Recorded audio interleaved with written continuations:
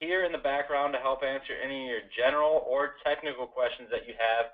But before we get started, I'm going to go over a couple of frequently asked questions and tools that you will have throughout the session. There is no dial-in number for today's webinar. All audio is being streamed through your computer speakers or headphones, so please adjust your volume there accordingly.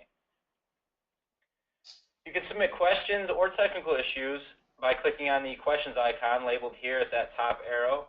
So any questions that you may have for today's speakers, submit them there, or any technical questions that you have, submit them there. I'll have an answer, and it should appear on your screen shortly after you submit it.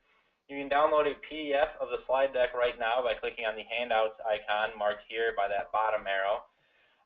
And in addition to that, you'll receive a link to the recording and the slide deck in a follow-up email. So today's webinar is being recorded. Like I said, you're going to receive an email with a link to the recording and a link to the slides, along with your HRCI and SHRM certification codes for today's webinar. And that'll usually come within 48 hours. So please keep your eye out open for that. That email will come from HCM Events. All right, so it is our pleasure to have with us William Tincup, President of Recruiting Daily. William is, like I said, the President of Recruiting Daily. At the intersection of HR and technology, he's a writer, speaker, advisor, consultant, investor, storyteller, and teacher. He's been writing about HR-related issues for over a decade. Tincup serves on the board of advisors / board of directors for 15 HR technology startups. He's a graduate of the University of Alabama at Birmingham with a bachelor's in art history. He's also earned a master's in American Indian Studies from the University of Arizona and a master's in business administration from Case Western Reserve University. So like I said, it is our pleasure to have William with us. It's always a pleasure to work with him. So William, let's get started. Absolutely. Show my screen. All right. Alec, can you see my screen? Absolutely, we got you. Yay! We did the technology right. It works. Thanks to Workforce Magazine for putting this together. I also want to say thanks to our sponsor, Oracle HCM, and Alex. Thanks for the wonderful intro. This is going to be fun. It's going to be fast, and I want a lot of questions.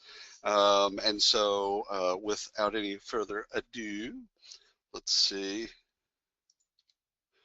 All right, so today, okay, yeah, I've got to talk about me because I'm an ego man. No, I'm just kidding. I just want to make sure I set some context for how I look at the market and what I see. And again, I don't proclaim to know everything. In fact, I kind of despise people that do. So I'm going to give you my take, and I'd love to hear your take. As different as it might be from some of mine. So we'll get into some of the basics, get into obviously the way that we can look at a market, the way that you interact with technology, and then 10 things that I want you, both as a user of technology and a buyer of technology, I want you to consider as you look at all the different technology that kind of comes your way. And we're going to do some Q&A, and the Q&A is going to probably bleed over into after the webinar, so that's okay. I would, as best you can use any of the social handles that you'd like. I'm pretty easy to find on the internet. So any way that you want to ask me a question, even all the way to the point of calling me or emailing me, I'm happy to answer. Before we dig into to some of the market, I want to start off with some of the basics insofar as technology. I've got a Google Doc. I've been tracking, HR recruiting technology for about almost 20 years. Let's just kind of round up. It's really 17. And in that time, I've kind of always kept track of the products. So a company, let's just take any company, might have multiple products for a market, and that Google Doc that I've maintained for a long time, which used to be in Excel, it's about a little over 22,000 now. Just yesterday, I had 5 different new HCM plays follow me on Twitter.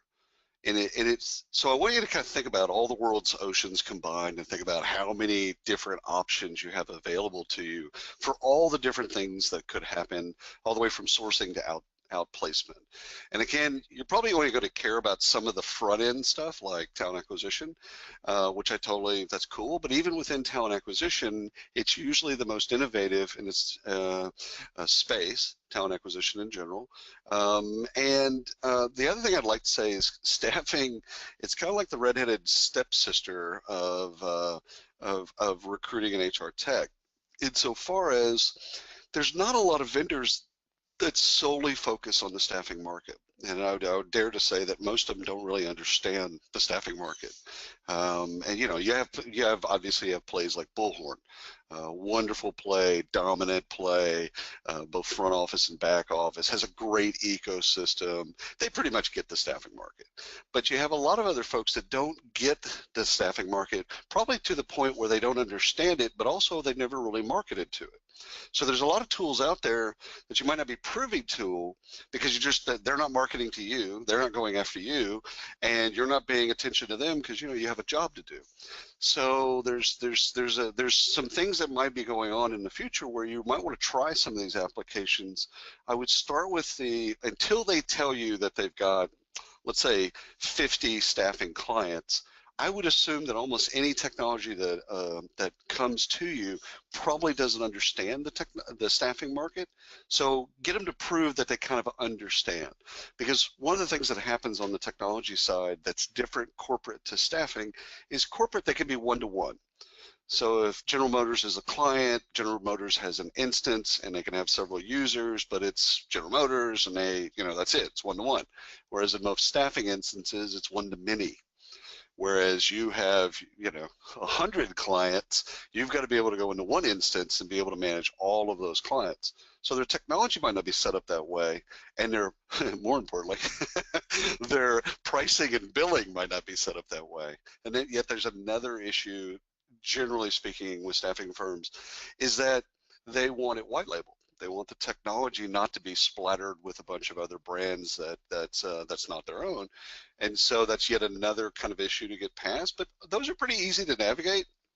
I'm not saying the technology one is, but if someone comes at you, assume that they don't know the staffing market. That's what I would like for you to start with, because I think it's only about 3 to 5% of all the HCM products that are built are built for you, with you in mind. And usually what's funny is you dig into the history of those firms and you find somebody that used to work in staffing, generally speaking. You find somebody that had this pain and said, oh, I'm going to go fix this pain for other staffing firms. That happened like the Video My Job is a company out of Australia. It was a gentleman that started it, had a staffing firm, and built this technology where you could build a job, basically a job ad with your phone, and it was beautiful and it had scripts and all kinds of cool stuff. And then he sold the staffing firm and kept the technology. You find once you dig into the ones that are purely after staffing plays, you find that they have some type of heritage that goes back to staffing. So just kind of keep that in the back of your mind as we talk. But again, you're going to have all kinds of questions, I'm hoping. So let's get right into what I think is about me. Okay, so the reason I kind of start here is I want you to understand that my kind of path to understanding this market kind of came up through marketing, then through consulting, then through market research, and now with media. So I've been studying the same market, and I've always worked with vendors. So it's important, and this is going to be a question I always want you to ask technology companies when you first meet them, is how you make money. I think it's important for you to understand when you're on a webinar, you're talking to, quote unquote, an expert. I'm using air quotes, but you can't see them. Where do they make money? How do they make money? I think it's okay. In fact, I think it's your duty to ask people where they make money. So in these last 17 years, I've only made money on the vendor side. I've never made money from practitioners. I've never charged practitioners. I've never made $1 from practitioners. So I want you to understand that, because I'm a resource to you. And I want to kind of disclaim, that. A. B, all the contact data, again, I'm comfortable with however you want to get in touch with me. And again, it might be to tell me that I did something wrong, or to give you some critique, which no one's above critique, myself at the top of that list. So if you have something, please shoot it to me. I'd like to get better at what I do. The other thing on my bio that I think is important to talk about is I'm an advisor to about 20 startups. I will not mention any of those folks today. Okay, not because I don't love them. In fact, because I love them, I won't talk about them. But I want you to know that I do have an affiliation. I do have equity in companies that I care about, mostly because they didn't have cash and they still wanted to work with me, and so we worked out an equity relationship. But I want cards face up. I want y'all to know about that. And again, I won't mention them. So I won't be shilling for them, and you won't feel like any of that is coming at you. But I want to be your advocate, and I want to be in help you with any questions that you have, as best I can. I might not have the answer, but again, I might know somebody that could help you. So without all that done, let's move on to what I think are the basics of this conversation. I want to set some of that forward. 4 things I want to talk about in staffing, different than corporate in a lot of ways. Corporate, it cares about profit. Obviously, the corporation cares about profit, but the recruiting function doesn't. I mean, everyone's going to say they do, but when it gets right down to it, they're trying to solve a problem, and sometimes you'll throw money at the problem, people at the problem, technology at the problem, whereas in a staffing instance, they can't do that. They won't do that. So you find in working with all kinds of different staffing players that they're driven solely by profit. And that's important to have, and I think it's important when you talk to technology companies that they understand that the environments behind the veil, front office, back office, the way that you're oriented is important to communicate with them from moment one. So I understand what you do. Realize we're driven by profit. How does your solution help us get to profit? Does it cut costs? Does it add revenue? Like, where is the bit that it helps me with profit? Profit's essentially revenue minus cost equals profit, right? So in doing that, I want to kind of talk about price, quality, and speed, the relationship between those 3 pillars. We all struggle this. There's the famous thing that you can have 2, but you can't have all 3, or you can have 1, but you can't have all 3, and in some cases you can't have any of them. So price, quality, and speed, again, I think it's important to frame that up for your technology companies when they first come to you. It's just like, where do you help? Oh, you help me with quality. Okay, great. So you have an AI product. It's going to go through and help me source through my database, and it's going to get to a quality. Okay, that helps with, it does help me with speed. Instead of me doing it, the computer's going to do it. It's going to learn. Okay, yeah, I can see that. But again, pricing, quality and speed, that gets me to a reduction in cost. And that's how they need to talk to you. And so you might have to educate, especially the people that don't get staffing, you might have to kind of orient them to the business and give them a kind of a primer on, hey, yeah, here's how we work. Behind the veil, this is what we do in business development. This is how we attract clients. This is what we do to fill. This is where we make money. This is how we make money. This is how we guarantee. This is how we don't guarantee. Whatever. They need to understand the business, and I think they understand the corporate world-ish, where my perception is I don't think they understand the staffing world at all. And you do as a subject matter expert. So when you interact with them, I'd give them that primer and then let them then fit that into what's important to you. Another thing I think is kind of basic, but I think it's important for us to talk about, is that the candidate has changed. We're in a high talent market. It's not quite 99 or 2000, but it's close. And candidates are changing. And so one of the things I want to think about is how candidates are changing and what can technology do to help us and help our firms be better apt to deal with candidates, right? To be better apt to interact with candidates. So take a program or a company like TextRecruit. So TextRecruit is basically kind of comes to market and says, well, everyone's texting anyhow. Candidates are texting, recruiters are texting. Let's formalize this. Let's actually have a platform that helps you text your candidates. So it has all kinds of different things that enable texting with your candidates, right? Because you're already doing it. Well, that's assumptive that the candidate has changed. Like the candidate has moved, and we either adapt and move with them, or we find ourselves out of business. So technologies that understand how the candidate has changed, maybe even a way that you might not, So that's okay, but understanding that candidate has changed because you're dealing with candidates in a staffing position, you're dealing with candidates in a way that corporate isn't. So again, I want to make sure that they understand your unique, needs.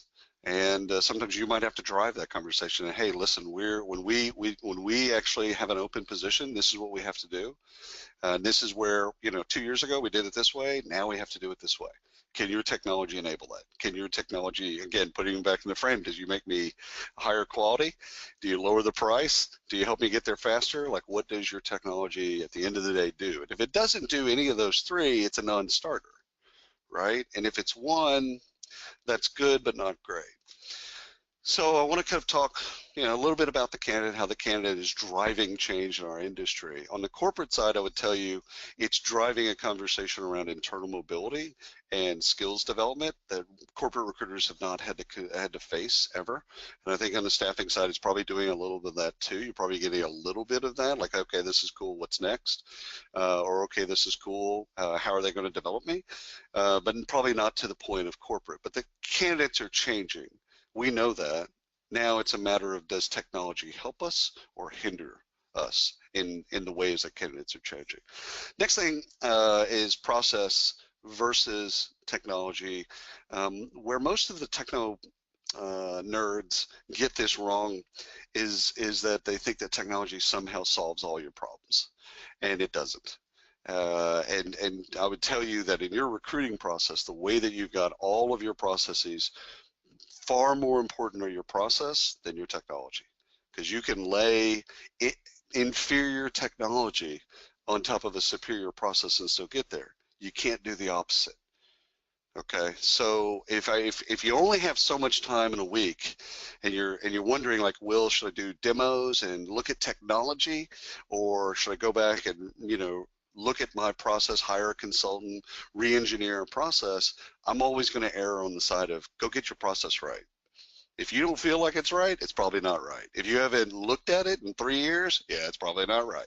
So go focus on process. Then once you have that and you put great technology on a bulletproof process, oh my goodness, I think the lights are off at that point. But people do ask a lot of which one's chicken and egg, which one's more important. They're both important, clearly, but process for me always comes first, always. And so those are the basics. That's just kind of the basic stuff. Let's use that as kind of a backdrop. And then I want to talk a little bit about the market of what your clients are having to interact with. So behind the veil, staffing firms have to use, obviously they've used their own tech stack. So there's a technology stack at the firm, and that goes from everything from sourcing or multiple sourcing tools to assessment tools, skills development, reference technology, referral technology. There's all kinds of fun stuff that goes all the way up to basically onboarding.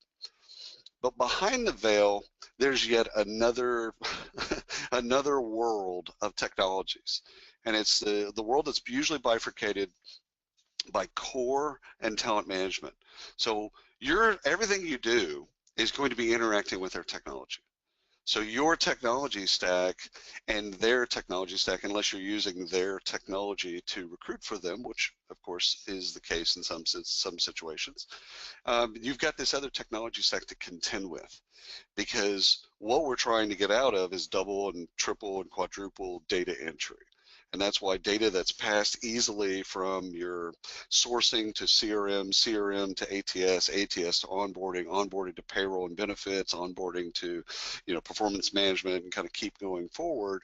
All of those things, the more connected they are, the better we can get data to help drive business decisions. Okay, the more drop-offs that you have there, the more you might have in critical errors. And so that's what I want you to think about, is not necessarily, not necessarily their world. Like, that's their problem. Whether or not their payroll is tied to their performance management tied to compensation, etc. That's really theirs, but it's a context. I think it's important to understand what your clients are going through, because you're an important part of what they're doing. You have another technology stack that helps you drive the business.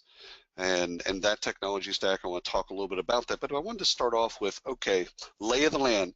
Now, this is a terrible PowerPoint slide. Okay, I'll just start with the kind of the basics. This is kind of a cartoonish, 8th grade-ish level of PowerPoint.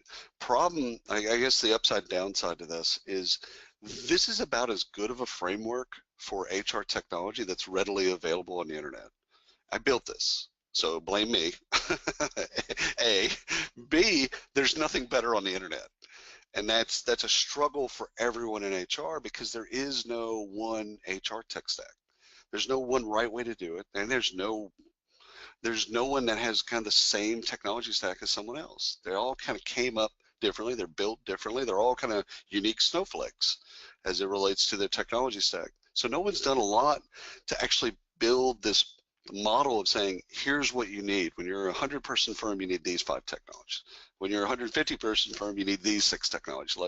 And keep growing it, right? Per industry, per geography, per employee or headcount, et cetera. It's a personal journey. And that's kind of the way that it's fractured affects you. So because you're going to be, every single client's got something different going on. They've got, some other unique talent stack, tech stack, that's different than in your next client. So I want to kind of set off and just say, okay, this is the world. It's not perfect, clearly, and every single one of your clients that you interact with is dealing with a different pain, or pains plural, as it relates to their technology stack. Okay. This is just 40 technologies, 40 types of technologies, kind of clustered in 4 different areas. I would tell you that there's more than 40, and there's more than 4. Okay, this is just one way to render it, and I think the folks at Talent Technology Labs, Jonathan Kestelbaum and crew, if you're not already kind of on their mail list, I think I would definitely take a look at what they're doing, because they do put out an ecosystem for talent acquisition. Again, most of that tech, 95% of that tech is corporate. But it doesn't mean we can't use it in staffing. It doesn't mean that we shouldn't use it in staffing. It's just it's marketed primarily to corporate. But they do a pretty good job. Josh Burson at Burson Associates by Deloitte, they do a good job of creating out a framework of technology. So if you're interested in this, there's probably a couple other ones that you want to look at. But in every analyst firm, from Gartner, IDC, Forrester, etc., they all kind of have a unique take on a landscape as well. So I'm not proposing this is the way, it's just a model, and really I want to kind of have it in the back of your minds of what does my client have to deal with? After I'm passing and pushing candidate flow over to them, what do they have to deal with, and how does it interact with a much larger picture for them? All right, so that's that. Okay, so we've got some basics out of the way. We've talked a little about the landscape and understand kind of their pains. Now I'm going to go through 10 things, and what I want you to think about is because you buy a ton of technology. You use a bunch of technology, whether or not it's yours or your clients, you buy a lot of technology. What I want you to do as you're buying going forward is I want you to think about these 10 things and how it will change your buying process, questions that you'll ask, and really what we're at an interesting cusp. I'd say let's just use a number. 10 years ago, we went from on-premise technology to SaaS technology. Essentially technology that was delivered locally via CDs and IT and servers, to software that's delivered through the internet. It's kind of basic, but that's essentially the rift that we went through. Now most of the software in our marketplace is SaaS. Great, done deal. What we're now dealing with is another shift between SaaS, and because the SaaS that we got 10 years ago and pretty much up until today is dumb. It's databases as a repository. So whether or not it's an ATS or CRM or a compensation, it's just data. We put data into a place and don't really have any expectations that the data tells us anything, or the data informs us or gives us insight. You can render a database and say what's there, what's not there, but we really never had the expectation that data or database was supposed to tell us something, was supposed to inform us. Well, now, today, the big rift is now we have that expectation. So now what you see is a lot of technologies come into market that are there that assume, no, the data has to tell you something. It's not only going to give you insight, it's got to give you insight that leads to action. So Tuesday's your best interviewing day. Sally's your best interview. Here's your best interviewing question. By the way, you should only do this going forward. Like, and that's where you start seeing things probably referred to as machine learning or AI, artificial intelligence. You're probably going to see a lot of that, just like when we first started with SaaS. Like every single time that you would talk to a vendor, they'd say, "Oh, we're SaaS. We deliver through the internet. We're SaaS." And so you're going to be a little bit bored by hearing everyone talking about AI and machine learning. Essentially, what it's doing is it's that shift between the data's got to tell you something. The data's got to get smarter. It's not going to replace humans. In fact, it's only going to get better by human interaction. And oh, by the way, it's going to make human decision making better. So this is data-driven decisions. Fantastic. Now you're going to have better data to make better decisions. So in looking at any vendor that comes to you, you got to kind of think between the duality of does this make me smarter? Or is this just a repository? Meaning, am I buying SaaS or am I buying on-premise? You're really literally at that cusp where you need to ask those questions. So we're going to get into some of those trends. Okay, so the 10 is usually simple because I don't like a lot of words on a page. So I'll get into these on each one, and we'll spend a little bit of time on each of the trends. And again, 10's an arbitrary number, as anyone knows.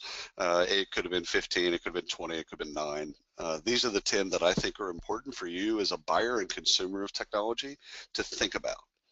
So let's get into those. So the big thing with speed is when you went from an on-prem to SaaS world, you really went from a implementations time of years and months, and with SaaS it went from months to maybe weeks. Well, now your mentality around technology is really driven by consumer technology like iTunes. When all of us, we all interact with iTunes in a very similar way. We go to iTunes, we see something, it looks interesting, we download it, we use it. If we don't like it, we delete it. And if we like it, we consume it. That in and of itself, that behavior, that buyer behavior, that is HR and recruiting technology in general. So it's got to stick and be valuable pretty much from day one. So the days of old where people would pitch you on a product and they wine and dine you for months, then you sign the big contract and you do the deal, and then you get into the technology a year later, yeah, that doesn't work anymore.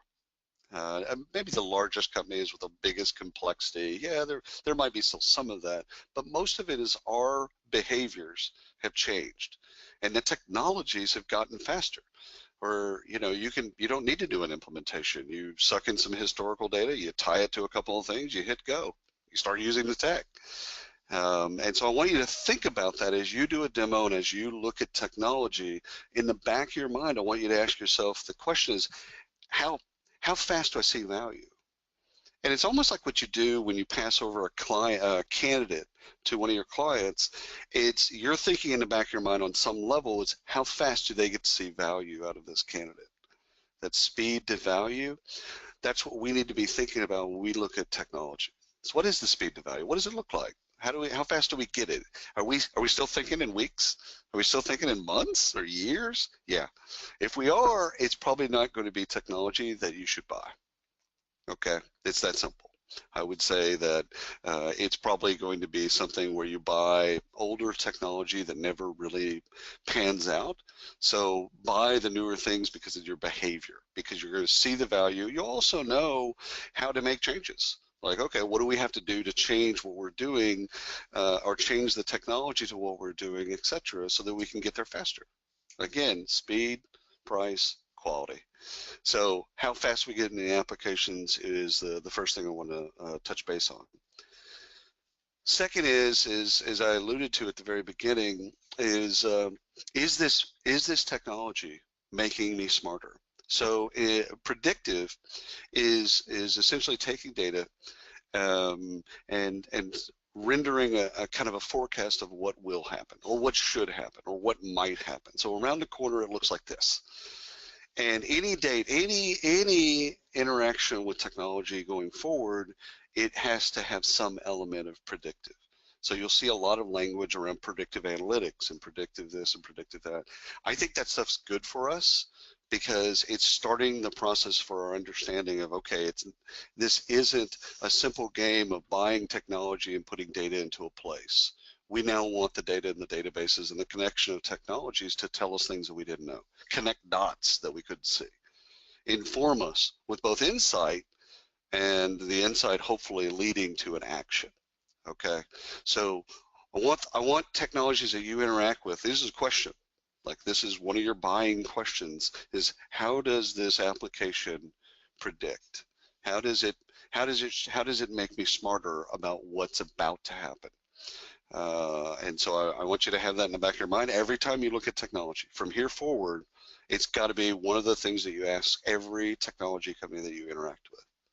Does this predict? Is it predictive? And if it isn't, just stop the conversation. Like, there's no need. It's time of death. Just stop the conversation, thank them for their time, and walk on.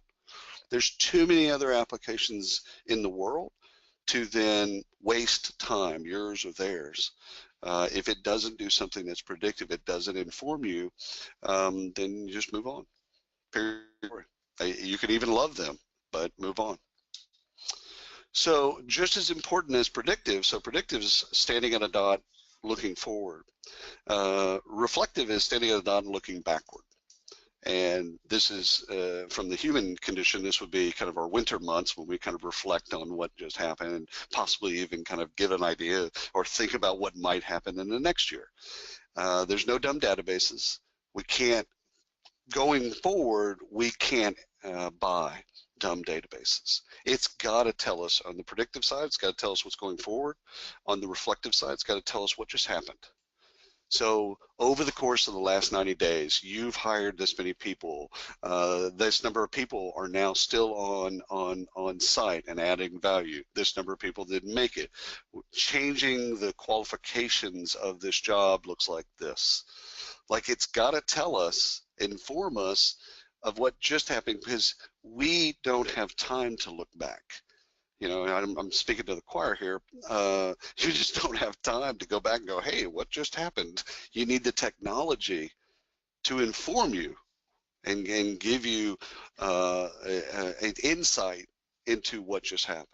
So as you're framing this up in your mind, speed, kind of how fast do we get into the application? How fast do we see value? Predictive is about what can this technology, will this technology help me going forward and see the things that I can't see? Is this technology reflective? Is it helping me essentially understand where I've just been? And the last bullet point is really important. Insight in just a very short period of time, insight in and of itself will become a commodity, okay? So it isn't just insight. Okay, like, okay, Tuesday's your best interviewing day. Fantastic. What do I do with that? You should be asking yourself, like, okay, that's great insight. What do I do? How does that create action? So I think, again, as you're talking to technology companies, you want companies that already understand that insight is great and insight that leads to action is better. And you want them already on their roadmap and on their path. You want them to be thinking about how that's going to inform you going forward. So speed, predictive, reflective. Connectivity. So at the end of the day, connectivity kind of looks like, how do you plug these things together? So your technology stack, when we talked about the HCM market, we were talking about mostly yours as it leads to theirs. In this case, I'm really thinking about yours. At your firm, how do you connect all the different disparate databases? How do you connect them both in a process, but in this case, more importantly, from a data perspective, how do you get all of the different systems that you use? So whether or not it's the 5 different sourcing platforms that lead to your CRM, okay, how do you get those to talk? How do you get all of them to port into the CRM so that you can get some insight into, where you're best sourcing? came from, where you want to be able to answer questions, and it's all predicated on these databases being able to talk with one another. Okay, so more modern technology is got better. Usually they've got better API strategies. So they've got it built it to where it's easier to connect to and from. So I can take data and push it to it, and I can take data and data and I can pull from it. And so when you're talking to people, one of the ways to vet this is to talk to them about integrations. So, you know, like let's say you're looking at Greenhouse as an ATS, as an example. When you look at Greenhouse, one of the things that's really interesting about them is you look at their partnerships. So look at Greenhouse, go look at their partnerships, and they've got hundreds of partnerships. What I like about that, you know, is it's essentially telling you, hey, we've already worked out the integrations between these two different systems. So if you want to use this referral technology, or if you want to use this screening technology, a culture screen, skills assessment, whatever the bit is, if they're already integrated, that means the data is already flowing.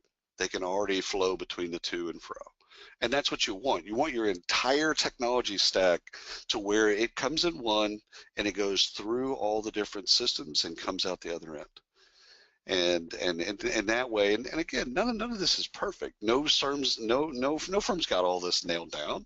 I would tell you, once you dig into the plumbing and see all of this stuff, you're going to find that there's a lot of drop-offs and a lot of things that don't connect. There's proprietary tech in the way. There's old tech. There's tech that's based off the desktop or the server that's not connected. So we live in an imperfect world, but going forward, what I want you to ask as a buyer and a user is, how does this data get from this thing into the other things that I care about?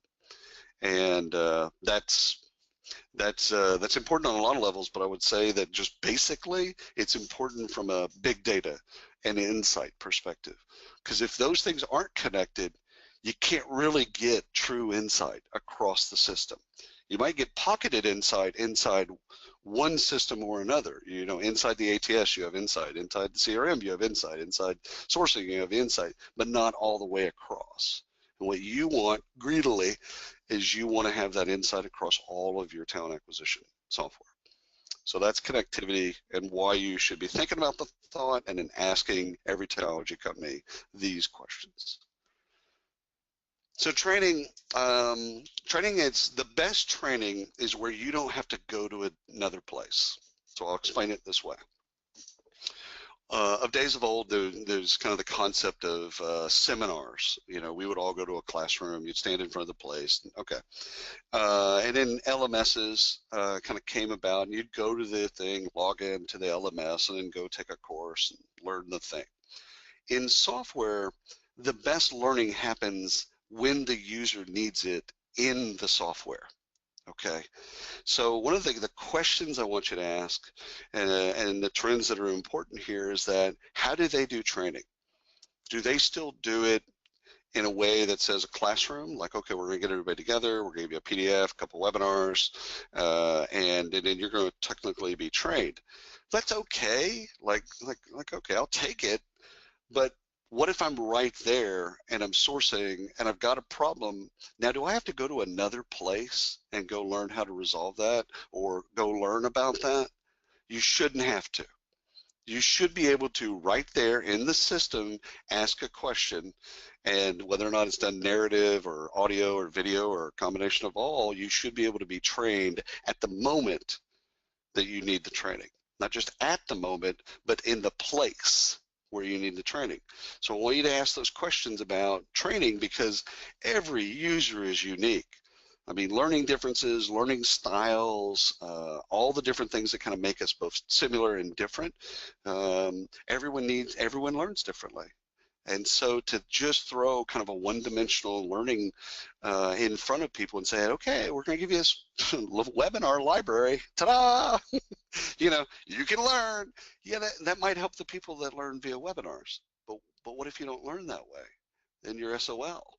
So I think that the questions that you drive as a buyer and a user to software companies is, hey, this is how I want training.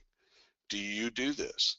And speaking about it, you've got to talk about, hey, every one of our users, every one of the people that work at our firm, they're all different. So how do you do training, and how can I best solve all of their needs? Okay, I like to think of that as micro training. There's probably a better word for that, but I don't need to stay in class for an hour or a day or whatever the bid is. Like, I need to know how to leverage this one little thing so that I can get that done. Okay, that's 2 minutes. I need a YouTube video of 2 minutes and I'm done. I got it. Appreciate you.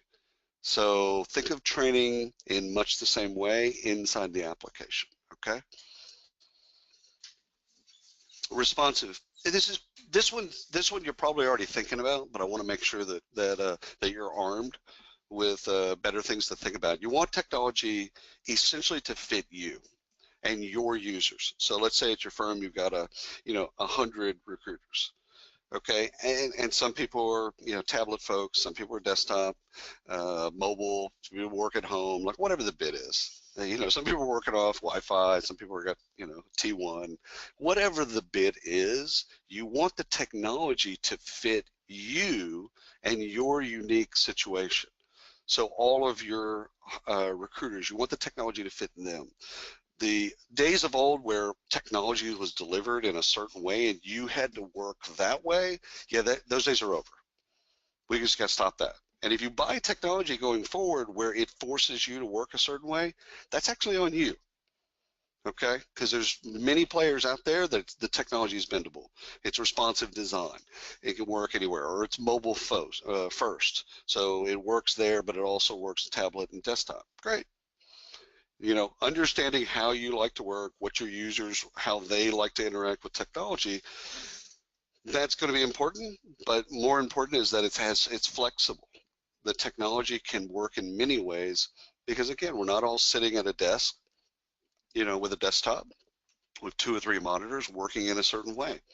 And even if we are, the technology might need to be, because of usage, it might need to be better mobile than even on a desktop. Again, that kind of comes down to you and your unique snowflakeness. But I want the technology. I want you to think about the technology being responsive to a multitude of different users and their needs. So their needs are, crazy and different, and you want technology to be able to fit all the levels of crazy and all the different ways that they're different.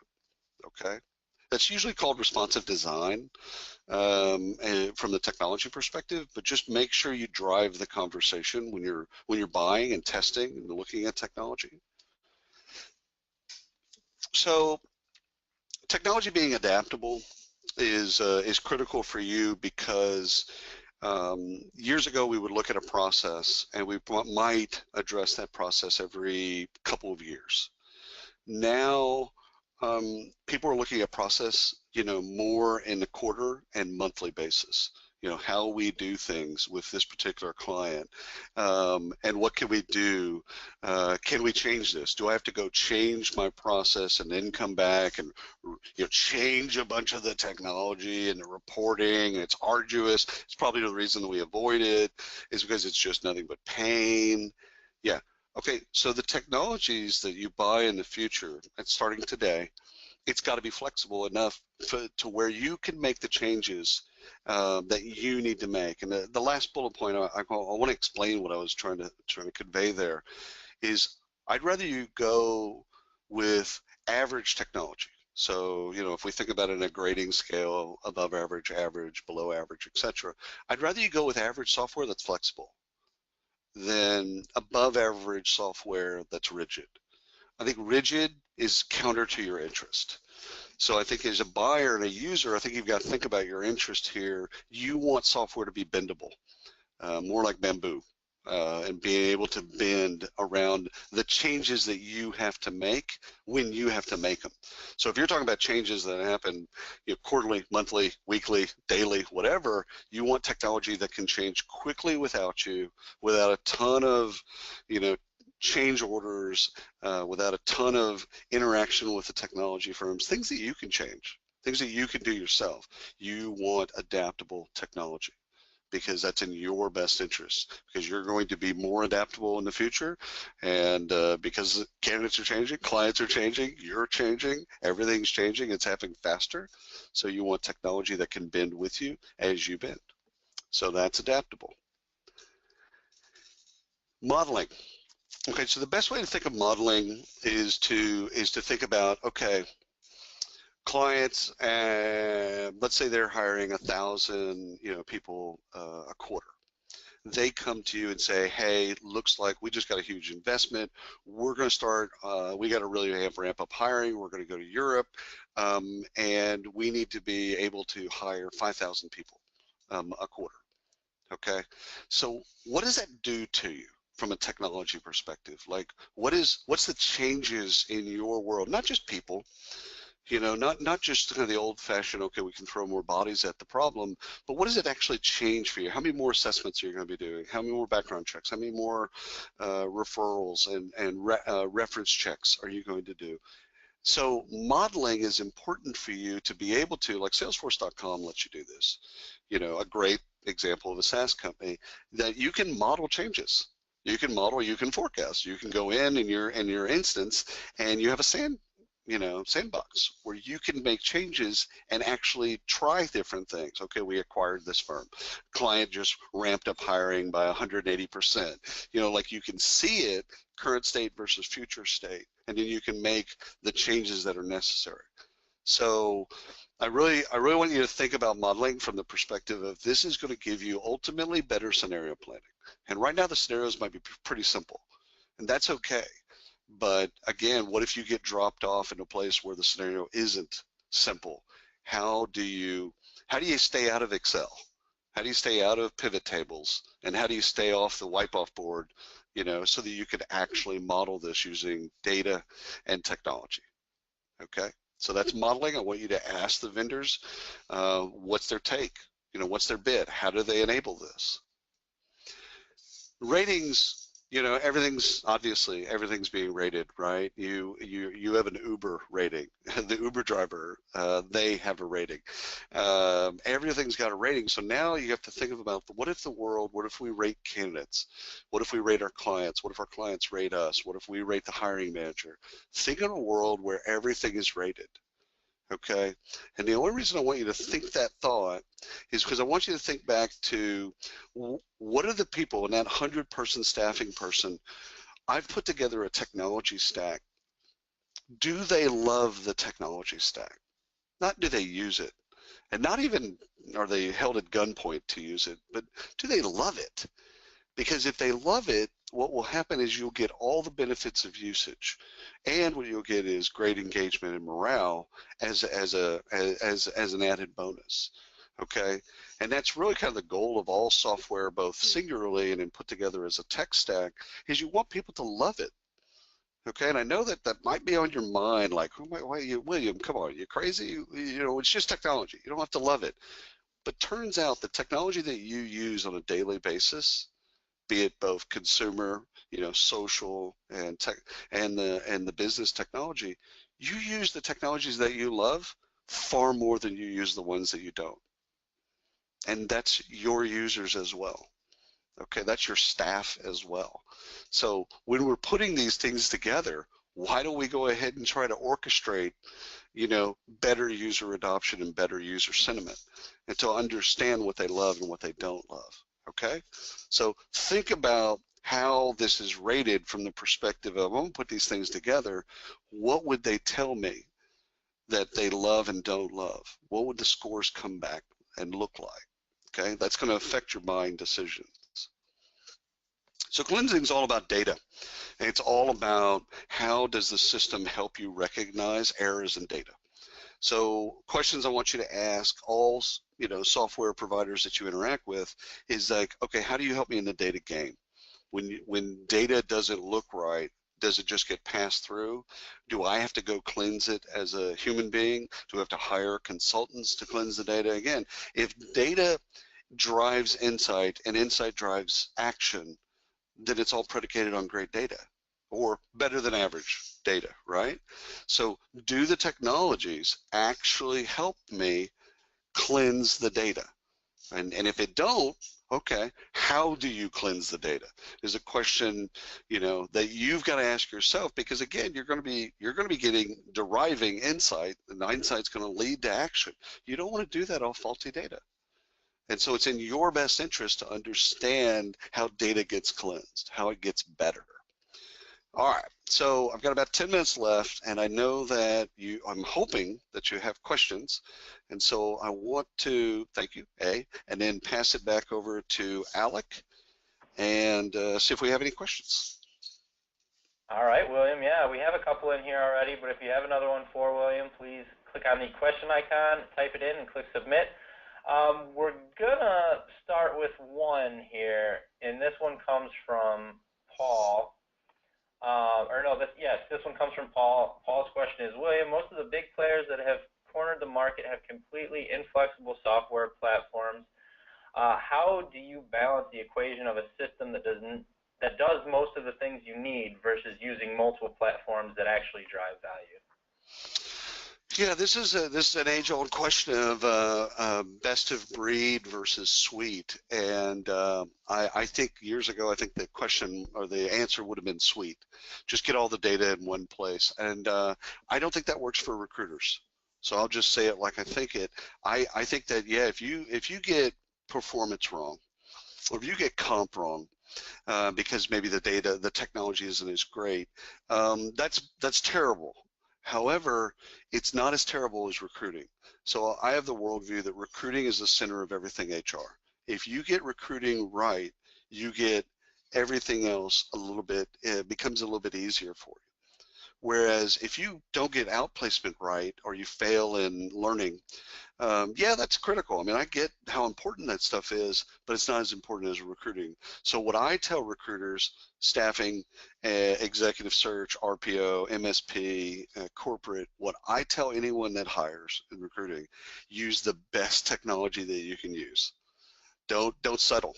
So my message to anyone hiring, call their title whatever it may be, only use the best of breed. Only, period, end of story. So in that case, I'm definitely squarely in the camp that says best of breed is your best option. All right, perfect. Thank you. This next one's going to come from Maurice. Maurice's question is, in what areas will we see jobs eliminated in the staffing industry due to AI and ML, and how soon do you think this will happen? Yeah, I think it's a lot of fear right now, especially when you read stuff coming from Elon Musk saying that AI needs to be, needs to be kind of run by or maintain some type of compliance by the government. I think it's just fear. I think what AI can do for us is make us superhuman, but it doesn't get rid of the human. I don't think it's a displacement. I think there will be efficiencies gained in parts, clearly. It already has. It's gaining some places. The thing is when we talk about replacements of humans, hiring is still human. And hiring, quite frankly, is never not going to be human. Because as much as you standardize something, it comes down to that unique person, that company, that hiring manager, that candidate, etc. And I think you can the data is going to tell you a lot about what to get right, and I think it's going to help us make better decisions. I think AI essentially is going to be like the Intel inside. So I think it's going to make us better recruiters, but it's not going to displace recruiters. So I think it's minor. Great question, Maurice. I think it's minor now, and I think it again is still predicated. AI, for it to really work, it's got to learn. Like when it comes right out of the box, it doesn't know anything other than what you've taught it.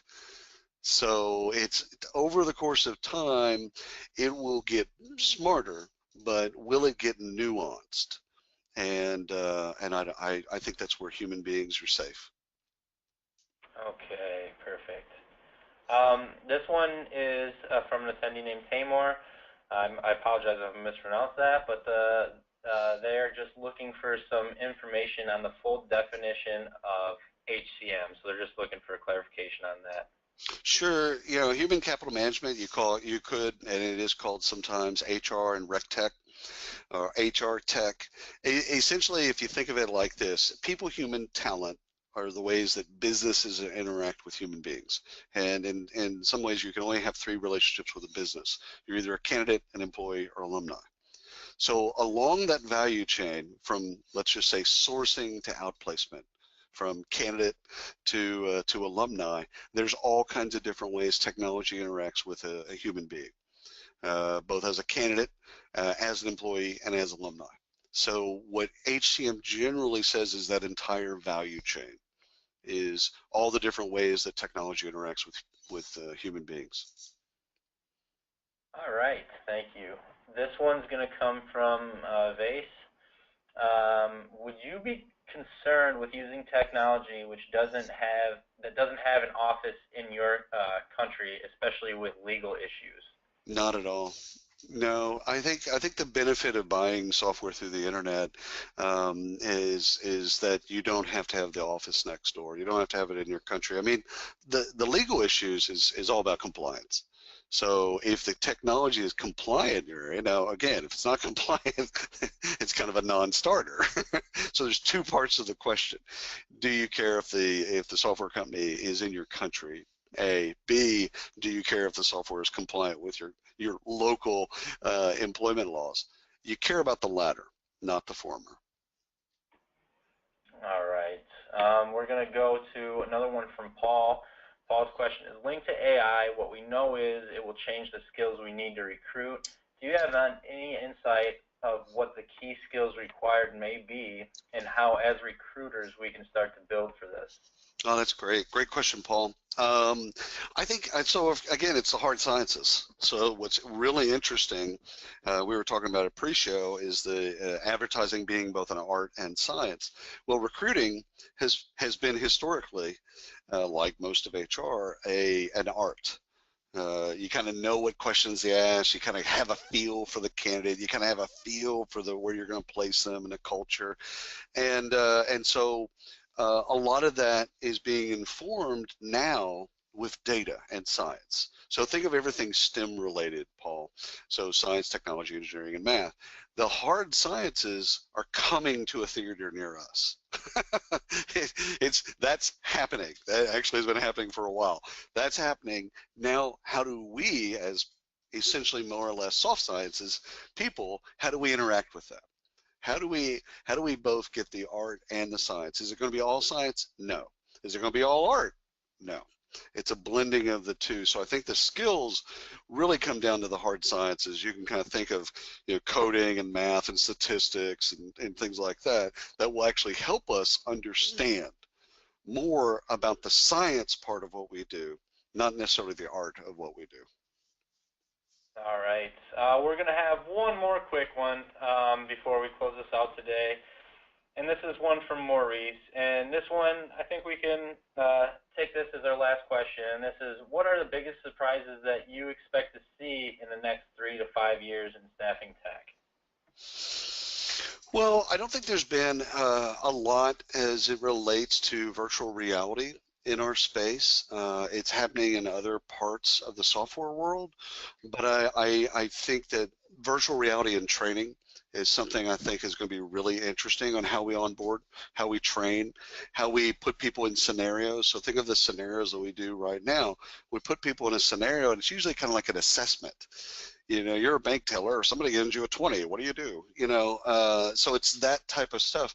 Well, how does VR, augmented reality, AR, virtual reality, VR, how does that interact with our world? And I think that there's going to be all kinds of interesting things that happen there in that part of the world that we're not looking at right now, because there's just there's not a lot of that technology interacting with recruiting or HR. So what I would say is, not on the list, not discussed, is how do we interact with different realities, and how do those realities help us, make better placements? How does it help us get a better candidate in front of our client? And there's all kinds of stuff there. There's just a world of unknowns. So I think, Maurice, first of all, great question. Thanks. But I think for me, I'm curious and excited in some cases terrified, of what AR and VR, what that's going to be doing to our space. All right. All right, William. Well, thank you so much for that presentation, and I want to thank our sponsors today at Oracle. But I want to thank all of you in the audience as well. If you could please take the time to fill out our post-event survey. It will appear right after this webinar ends. If you enjoyed the webinar, we would really appreciate that. So thank you again, William. We really appreciate you taking the time to present with us today. Thank you, Oracle. We'll see everybody back here for our next workforce webinar, which will be on Wednesday, August 9th at 2 p.m. Eastern, 11 a.m. Pacific, and that is titled Storytelling and the Art of Influence. Have a great day, everybody. Thanks, everyone.